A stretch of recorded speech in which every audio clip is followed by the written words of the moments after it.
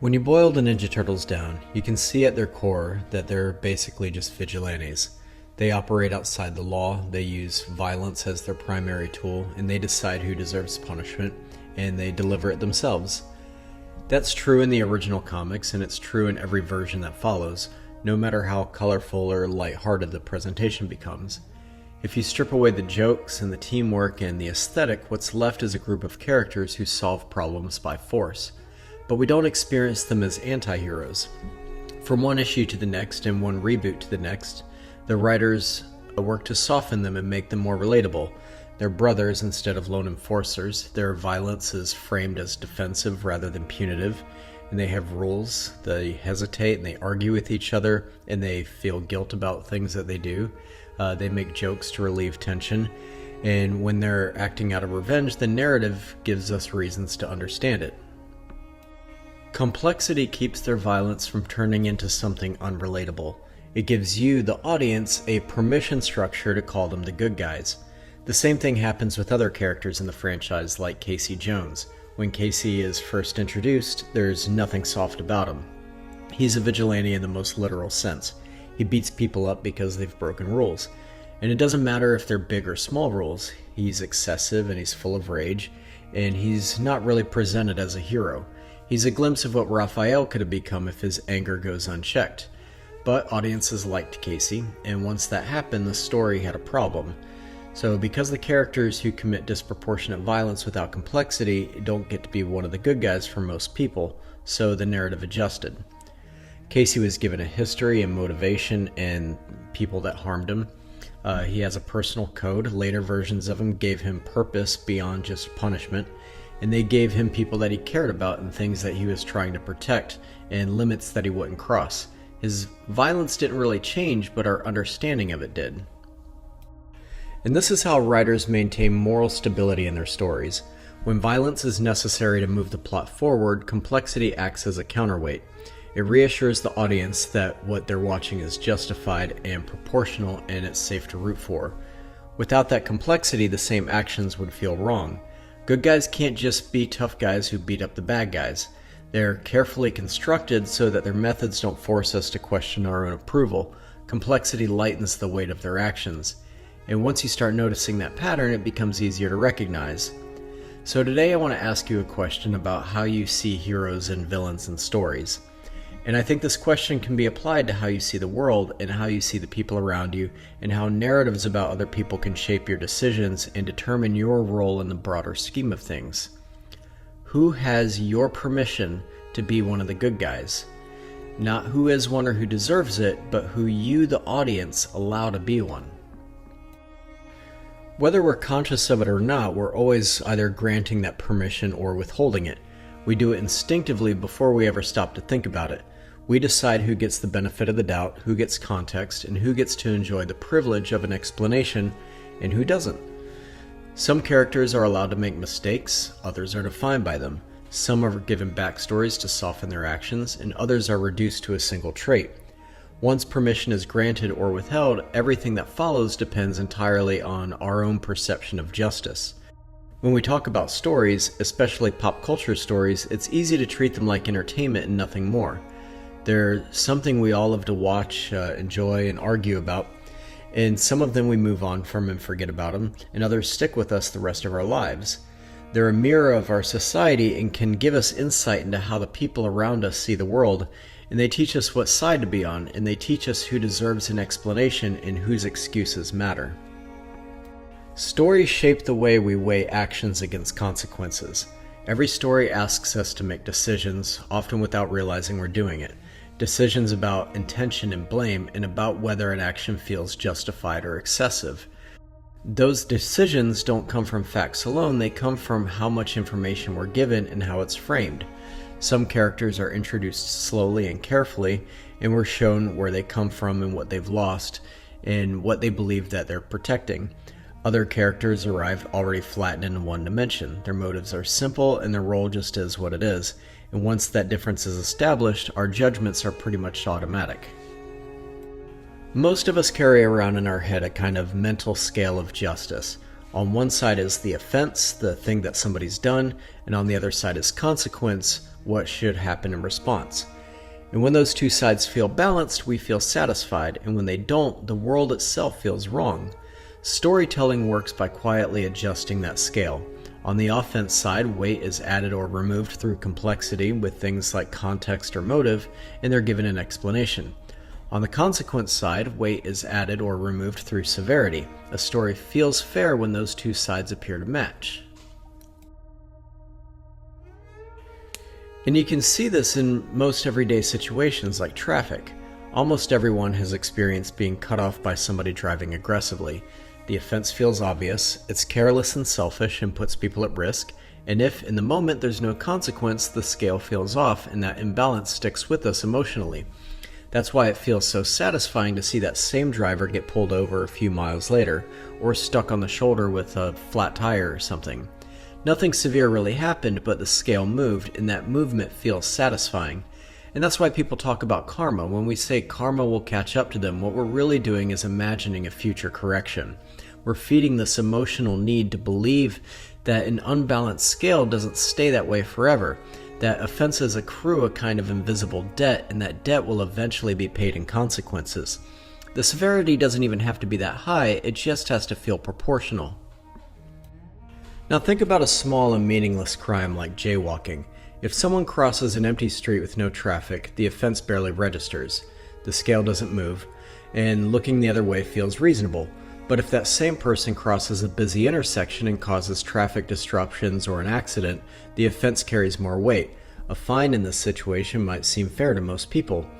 What wouldn't feel fair is a physical assault for jaywalking. Even though a rule was broken, the severity of the consequence would wildly outweigh the offense. The scale would feel violently unbalanced. But add a little complexity to the offense and the balance shifts again. If a person jaywalking was trying to help someone in distress or recover something important before it was lost, that context removes weight from the offense side. Under those circumstances, even a fine might feel unfair, and letting go feels okay. This is why people who insist that the rules are the rules no matter what often come across as unreasonable. If they don't see how complexity lightens the weight of the offense and you do, then you're going to have conflicting perspectives on whether the scale is in balance or not. Stories do this constantly. They tell us what happened, they tell us why it happened, and every added explanation and every bit of context reshapes how much consequence we're willing to accept. By any strict interpretation of the law, the Ninja Turtles should be arrested and prosecuted, and being non-human, they might even be euthanized. But the story doesn't let the scale stay there. We're given complexity, a personal conflict with Shredder, a threat the police can't handle, an enemy capable of mass destruction, and that context grows, the offense side grows lighter, and as it does, the severity we expect on the consequence side shrinks. Arrest no longer feels justified, punishment feels inappropriate, and their violence starts to feel acceptable and even necessary. Nothing about their actions has changed. What changed is how the scale was weighted. And once you see that, it becomes clear that permission isn't really about rules, it's about balance and who gets to decide when the scale feels even again. When the same storytelling tools are used to shape how groups are judged, what they've done, what they deserve, and what consequences feel appropriate, we stop calling it a story. Propaganda doesn't need lies to work. It just needs to decide whose view of justice matters. Those who are meant to be seen as good guys are given complexity. Their mistakes are contextualized. Their offenses are explained and reframed or quietly omitted from public discussion altogether. Those who are meant to be seen as the bad guys are treated differently. Their offenses are simplified. They're reduced and repeated over and over again, sometimes exaggerated, sometimes fabricated. The goal isn't accuracy, but adding to the perceived weight of the offenses. It's about putting enough weight on the offense side of the scale that extreme consequences feel absolutely necessary. You can see this begin at very small and ordinary levels of power. Imagine a city council member trying to build support for stricter enforcement downtown. Something minor like jaywalking becomes a talking point. It's no longer just people crossing the street, it's framed as a threat to traffic flow or to business and public safety. Accidents are emphasized, and extreme cases become examples of typical behavior until complexity completely disappears. The offense grows heavier in public perception, and once that happens, more frequent citations and heavier fines and stricter policing start to feel reasonable. The scale looks balanced. But if somebody is telling you such a story, it might be worth asking why they're telling you that story in the first place. What do they get when you allow them to balance the scale for you? Imagine a mayor with a redevelopment plan. High-end investors want to build expensive condos. Wealthier tenants want to move in, higher-end businesses would follow. Property values would rise and sales tax revenues would increase, and on paper, it looks like real economic growth. But there's a problem. The land they want is already occupied, and you can't just kick everybody out of town and let your preferred people in. Language starts to shift from people to outcomes and from homes to economic potential. The story of those residents becomes one of strain on resources. Crime statistics are emphasized, even if they haven't meaningfully changed or even if they've decreased. Police presence increases, not necessarily to reduce crime, but to generate visibility. More stops and more citations, more arrests, and each one feeds the narrative. The offense side of the scale grows heavier. Public discourse starts to sound familiar. These areas are holding the city back, they're unsafe, they're bad for business, and they don't fit this future that we're trying to build for ourselves. Complexity starts to disappear, and the reasons people live there, like cost of housing or generational ties, lack of alternatives, affordability, they're no longer part of their story. Their presence alone becomes the problem. And once that perception takes hold, consequences that would have seemed extreme begin to feel more reasonable. There's aggressive policing, demolition, displacement, and rezoning. The mayor doesn't have to say anyone deserves harm. The narrative has already done the work. The scale looks balanced. Progress requires sacrifice, and the people being sacrificed have already been simplified enough to lose public sympathy. Nothing illegal has to happen for this to work. All that's required is control over how offense is framed and how it's repeated and how little complexity is allowed to remain. And if the mayor just happens to be an investor in the redeveloped property, that's okay. He's one of the good guys, right?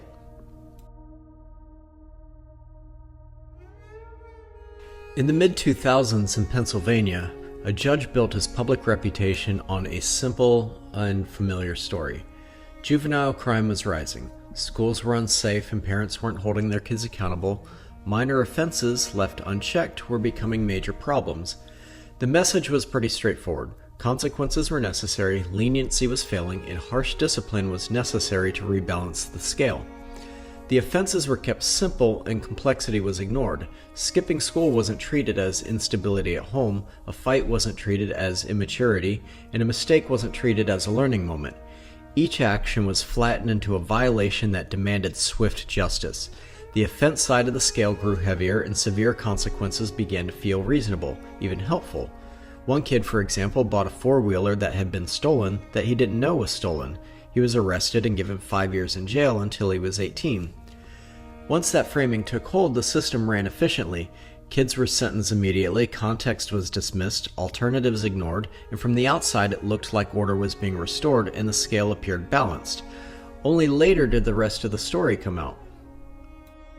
Between about 2003 and 2008, the judge who had been sentencing these kids was secretly receiving kickbacks from a for-profit juvenile detention facility in exchange for sending children there. Every harsh sentence increased occupancy, and every refusal to consider complexity increased profit. The narrative of disorder earned him $2 million in kickbacks. What makes the Cash for Kids scandal important isn't just that it was corrupt, it's how little corruption was perceived to make it work. The judges didn't need to invent crimes, and they didn't even need to lie about the law. They only needed to control how offenses were framed and how little complexity the public was allowed to see. The scale had been tilted for a long time, and an entire system learned to accept it as normal. When you zoom all the way out to the highest offices, the balance of the scale can seem existential. Instead of weight of offense and consequence being applied to individuals, they're applied to entire groups of people. They're stupid for voting for this person, they're immoral for being part of that group, they took our jobs, they don't belong here, they don't share our values, their religion is wrong, they're a threat to our way of life. And at this point, the offense has been simplified so completely that it no longer needs evidence. Being born wrong becomes the crime. The scale is so heavily weighted that extreme consequences no longer feel extreme. And this is the true role of propaganda, preparing the audience to accept and support disproportionate and violent consequences. The scale is kept off balance with stories of perpetual grievance, with years of narrative pressure applied to the offense side of the scale until almost any consequence feels proportional. The story is no longer about what individuals do, it's about who belongs and who contributes, and who is standing in the way of a promised future. Germany is for Germans, and Germans only. That sentence defines belonging, it defines exclusion, and it turns presence into an offense. Once that line is accepted, opposition no longer looks political, it looks illegitimate. In the Soviet Union, Stalin used some different verbiage, but it was the same structure. Entire groups were reduced to obstacles that needed to be removed. The kulaks must be liquidated as a class. Not punished or debated, but completely eliminated. In Maoist China, the relationship between power and force was stated openly. Political power grows out of the barrel of a gun. Landlords, intellectuals, political dissenters, protesters, they weren't treated as citizens with competing ideas, they were framed as enemies. And barriers to unity, threats to the future, and once opposition is framed that way, its removal feels like maintenance rather than violence. Across all political and economic systems and ideologies, the pattern is always the same. They take up space, they take up resources, they slow us down, they don't belong, they're dirty, they're bringing drugs, they're bringing crime. Genocides don't just happen one day. They take years of shaping public perception, years of repetition, years of keeping the scale so far out of balance that violence no longer feels extreme. It just feels right, and it feels like resolution. When you strip away the story, the Ninja Turtles are easy to describe. They live entirely outside the law, and by any neutral standard, they're criminals. And yet almost no one experiences them that way, because the story never lets the scale just sit there. The turtles are given a reason to act, they get an explanation, and that explanation lightens the offense just enough for their actions to feel justified. So when I ask who has permission to be one of the good guys, I'm not really asking about the turtles. Because somewhere, someone else is deciding how much of your story matters, what context of yours is allowed, what gets simplified, and whether you get to be one of the good guys. Thanks for watching.